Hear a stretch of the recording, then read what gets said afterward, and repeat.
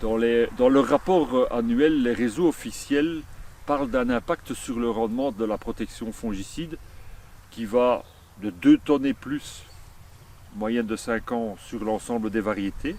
Et pour les variétés, disons, lutte intégrée, lutte raisonnée, on parle d'un impact encore, grosso modo, de 1000 kg sur 5 ans encore une fois. Donc ce qui signifie que malgré qu'il n'y a pas nécessairement beaucoup de symptômes de différentes maladies sur la variété, l'impact sur le rendement est quand même là.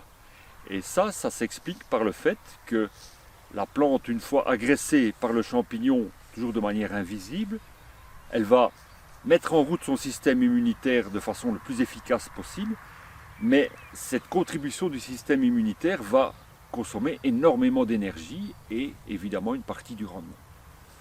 Donc ceci explique les chiffres au niveau rendement qui sont parfois étonnants malgré que la variété n'ait pas montré de symptômes importants.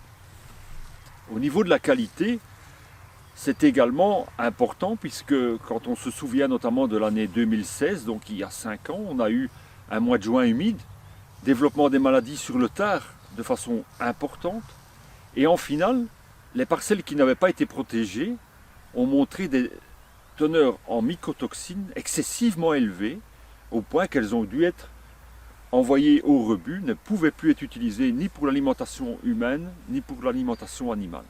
Donc ce point qualité de la récolte est vraiment déterminant, et c'est la protection fongicide qui va grandement y contribuer. Une caractéristique de ce printemps 2021 est en fait l'extrême fraîcheur pendant des semaines, qui amène à des décalages de stades de parcelle en parcelle qui sont vraiment importants. Il ne sera pas rare d'avoir quasi 2 semaines entre les stades idéaux de traitement dans les plus précoces et les plus tardifs. Donc c'est peut-être une complication supplémentaire pour le travail de la gestion au niveau de l'exploitation, mais c'est vraiment très important de positionner le mieux possible votre investissement fongicide. Donc le choix d'un produit adapté est évidemment primordial, mais le positionnement du produit l'est tout autant. Et c'est la raison pour laquelle, quand vous êtes dans une situation où vous avez déjà eu une protection fongicide précédemment, vous pouvez attendre dernière feuille déployée, apparition des premiers épis. Inutile d'attendre trop longtemps. La dernière feuille n'est pas protégée. Il est préférable d'appliquer le fongicide de manière préventive. Ça va vous permettre d'en tirer le maximum. Au cas où vous n'auriez pas encore fait de protection fongicide dans des variétés plus tolérantes ou parce que les conditions n'étaient pas favorables aux maladies, soyez attentifs et n'attendez pas trop longtemps.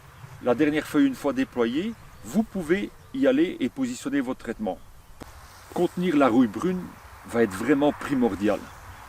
Alors vous allez me dire, oui mais la rouille brune, elle s'est attaquée jusque grosso modo le 10 juillet.